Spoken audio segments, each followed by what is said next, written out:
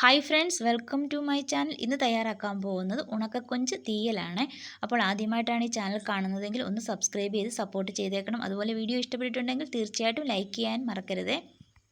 ഞാനിവിടെ 100 ഗ്രാം ഉണക്കക്കൊഞ്ചാണ് കറി വെക്കുന്നതിന് വേണ്ടി എടുത്തിരിക്കുന്നത്. അപ്പോൾ ആദ്യം തന്നെ നമുക്കിതൊന്ന് വൃത്തിയാക്കി എടുക്കണം. ഇതിനായിട്ട് ഞാനിതൊരു ചീനച്ചട്ടിയിലേക്ക് ഇട്ട് ചെറുതായിട്ടൊന്ന് ചൂടാക്കി എടുക്കുകയാണ്. ഒരു 5 മിനിറ്റ് മീഡിയം ഫ്ലെയിമിലിട്ട് ചൂടാക്കി എടുത്താൽ മതി. ഇങ്ങനെ ചെയ്യുകയാണെങ്കിൽ നമുക്ക് പെട്ടെന്ന് തന്നെ ഇതിൻ്റെ തലയും വാലും ഒക്കെ കട്ട് ചെയ്ത് എടുക്കുന്നതിന് എളുപ്പമായിരിക്കും. ഒരുപാട് തീ കൂട്ടി വെച്ചാൽ ഇത് പെട്ടെന്ന് കരിഞ്ഞു പോകും. അതുകൊണ്ടാണ് ചെറിയ തീയിൽ തന്നെ ഇട്ടിതൊന്ന് വറുത്തെടുക്കണമെന്ന് പറയുന്നത്. ഞാനിതിപ്പോൾ വറുത്തെടുത്തിട്ടുണ്ട്.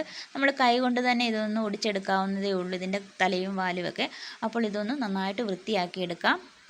ഞാനിവിടെ അരമുറി തേങ്ങയാണ് കറി വെക്കുന്നതിന് വേണ്ടി എടുത്തിരിക്കുന്നത്. ഇതൊന്ന് നമുക്ക് വറുത്തെടുക്കണം. അപ്പോൾ ഇതിനായിട്ട് ഞാൻ ചീനച്ചട്ടിയിലേക്ക് തേങ്ങയൊക്കെ ഇട്ട് കൊടുത്തിട്ടുണ്ട്. ചെറുതായിട്ട് തേങ്ങയുടെ കളറൊക്കെ ഒന്ന് മാറി വരുന്ന സമയത്ത് 1/4 സ്പൂൺ വീതം ഉലുവയും പെരിഞ്ചീരകവും കൂടി ചേർത്ത് കൊടുത്തിട്ടുണ്ട്. എന്നിട്ട് നമുക്ക് മീഡിയം ഫ്ലെയിമിലിട്ട് ഇത് നന്നായിട്ടൊന്ന് വറുത്തെടുക്കാം.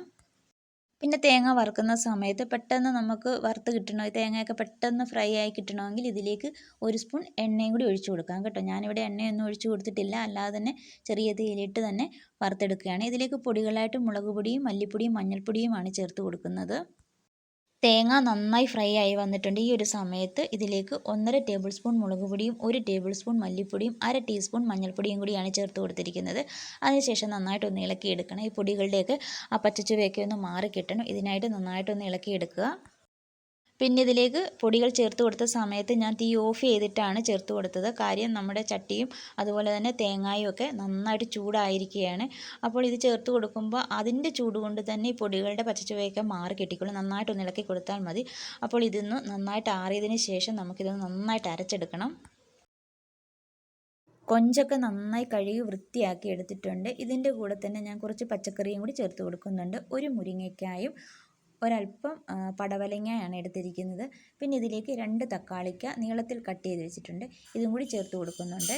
ഇതിൻ്റെ കൂടെ 10 കൊച്ചുള്ളിയും 2 പച്ചമുളകും ഒരു ചെറിയ നാരങ്ങ വലുപ്പത്തിന് പിഴിപുളിയും കൂടി ചേർത്ത് കൊടുക്കുകയാണ്. ഞാനിവിടെ ഒരു മൺചട്ടിയിലാണ് ഇത് തയ്യാറാക്കുന്നത്. ചട്ടിയിലേക്ക് കൊഞ്ച് ഇട്ട് കൊടുത്തിട്ടുണ്ട്. ഇതിൻ്റെ കൂടെ നമ്മൾ നേരത്തെ അരിഞ്ഞു വെച്ചിരിക്കുന്ന പച്ചക്കറിയും കൂടി ചേർത്ത് കൊടുക്കണം. അപ്പോൾ തക്കാളിക്ക ഒഴിച്ച് ബാക്കി എല്ലാം കൂടി നമുക്കിതിലേക്ക് ചേർത്ത് കൊടുക്കേണ്ടതായിട്ടുണ്ട്. പടവലങ്ങായും മുരിങ്ങയ്ക്കായും കൊച്ചുള്ളിയും പച്ചമുളകും കൂടി ചേർത്ത് കൊടുക്കുകയാണ്.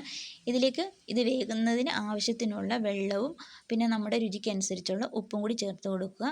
1/2 സ്പൂൺ മഞ്ഞൾപ്പൊടിയും കറിവേപ്പിലയും ഉണ്ടെങ്കിൽ ആ കറിവേപ്പിലയും കൂടി ചേർത്ത് കൊടുത്ത് നമുക്കിത് നന്നായിട്ടൊന്ന് ഇളക്കിയെടുക്കണം. എന്നിട്ട് നമുക്കിതൊന്ന് അടച്ച് വെച്ച് 5 മിനിറ്റ് വേവിച്ചെടുക്കണം. അപ്പോൾ ഞാനിവിടെ നന്നായിട്ടൊന്ന് മിക്സ് ചെയ്തെടുക്കുകയാണ്. തക്കാളിക്ക പെട്ടെന്ന് വേകുന്നത് കൊണ്ടാണ് ഈ ഒരു സമയത്ത് ചേർത്ത് കൊടുക്കാത്തത്. നന്നായിട്ട് ഇതൊന്ന് വെന്തതിന് ശേഷം വേണം നമുക്ക് തക്കാളിക്ക ഇതിലേക്ക് ചേർത്ത് കൊടുക്കാം. മീഡിയം ഫ്ലെയിമിലിട്ട് 5 മിനിറ്റ് ഇതൊന്ന് വേവിച്ചെടുക്കണം. എൻ്റെ വീട്ടിൽ ഞാൻ ഇങ്ങനെയാണ് തീയൽ തയ്യാറാക്കുന്നത്. അപ്പോൾ ആ ഒരു രീതിയാണ് ഞാനിവിടെ പറഞ്ഞു തരുന്നത്. ഇപ്പോൾ 5 മിനിറ്റ് കഴിഞ്ഞിട്ടുണ്ട്. ഞാൻ അടപ്പൊന്ന് തുറന്ന് നോക്കിയപ്പോഴേക്ക് നമ്മുടെ കൊഞ്ചൊക്കെ നന്നായിട്ട് വെന്ത് വന്നിട്ടുണ്ട്. ഈ ഒരു സമയത്ത് വേണം നമുക്ക് തക്കാളിക്ക ചേർത്ത് കൊടുക്കാനായിട്ട്. അപ്പോൾ ഞാൻ തക്കാളിക്കയൊക്കെ ചേർത്ത് കൊടുത്ത് നന്നായിട്ടൊന്ന് ഇളക്കി വീണ്ടും 2 മിനിറ്റും കൂടി ഒന്ന് അടച്ച് വെച്ച് വേവിക്കുകയാണ്. തക്കാളിക്ക ഒന്ന് വെന്ത് കിട്ടണം, അതിന് വേണ്ടിയിട്ടാണ് ഇങ്ങനെ ചെയ്യുന്നത്. അപ്പോൾ തക്കാളിക്ക ഒന്ന് വേകട്ടെ. തക്കാളിയൊക്കെ നന്നായിട്ട് വെന്ത് വന്നിട്ടുണ്ട്. ഈ ഒരു സമയത്ത് വേണം നമുക്ക് എടുത്ത് വെച്ചിരിക്കുന്ന പിഴിപുളി ചേർത്ത് കൊടുക്കാൻ. പുളിയിലേക്ക് ഒരല്പം വെള്ളം കൂടി ചേർത്ത് കൊടുത്ത് നന്നായിട്ടൊന്ന് ഞെരടി ആ ഒരു ചാറ് മാത്രം ചേർത്ത് കൊടുത്താൽ മതി. അപ്പോൾ ഞാനിവിടെ പുളിയൊക്കെ ചേർത്ത് കൊടുത്തിട്ടുണ്ട്. ഇനി നന്നായിട്ടൊന്ന് തിളച്ച് വരട്ടെ.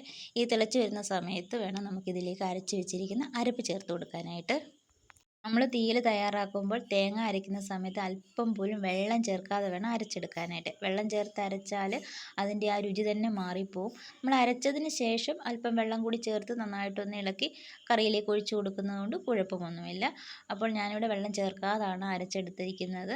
നന്നായിട്ടത് ഒന്ന് കുറുകി വരട്ടെ. ഇപ്പോൾ ഈ ഒരു സമയത്ത് നമുക്കിതിലേക്ക് ഉപ്പിൻ്റെ കുറവുണ്ടെങ്കിൽ നോക്കിയിട്ട് ചേർത്ത് കൊടുക്കാം. ഞാനിവിടെ ഒരല്പം ഉപ്പിൻ്റെ കുറവ് ഉണ്ട്, അതുകൊണ്ട് കുറച്ച് ഉപ്പും കൂടി ചേർത്ത് കൊടുത്തിട്ടുണ്ട്. എന്നിട്ട് നന്നായിട്ടൊന്ന് ഇളക്കിയെടുക്കാം. ഇപ്പോൾ നന്നായിട്ട് തിളച്ച് വന്നിട്ടുണ്ട് കറി. അപ്പോൾ നമ്മുടെ കൊഞ്ച് തീയൽ റെഡിയായി കിട്ടിയിട്ടുണ്ട്. നന്നായിട്ട് തീ കൂട്ടി വെച്ചതിന് ശേഷം 2 മിനിറ്റ് നന്നായിട്ടൊന്ന് തിളപ്പിച്ചെടുക്കണം.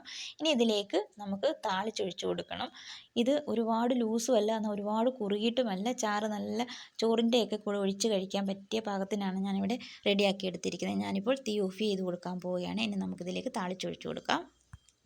വെളിച്ചെണ്ണയാണ് ഞാനിവിടെ എടുത്തിരിക്കുന്നത്. കറിവേപ്പിലയും കൊച്ചുള്ളിയും കടുകും മാത്രമേ ചേർത്ത് കൊടുത്തിട്ടുള്ളൂ. ഇനി നമുക്കിത് കറിയിലേക്ക് ഒഴിച്ചു കൊടുക്കാം. ഇനി ഇതൊന്ന് അടച്ച് വെക്കാം. 5 മിനിറ്റ് ഒന്ന് അടച്ച് വെച്ചതിന് ശേഷം വേണം നമുക്കിത് എടുക്കാനായിട്ട്. അപ്പോൾ നല്ല ചൂട് ചോറിൻ്റെ കൂടെ ഒഴിച്ച് കഴിക്കാൻ പറ്റിയ ഉണക്കക്കൊഞ്ച് തീയൽ റെഡിയായി കിട്ടിയിട്ടുണ്ട്. അപ്പോൾ ആദ്യമായിട്ടാണ് എൻ്റെ ഈ ചാനൽ കാണുന്നതെങ്കിൽ ഒന്ന് സബ്സ്ക്രൈബ് ചെയ്യുക. അതുപോലെ തന്നെ വീഡിയോ ഇഷ്ടപ്പെട്ടിട്ടുണ്ടെങ്കിൽ തീർച്ചയായിട്ടും ലൈക്ക് ചെയ്യണം. താങ്ക്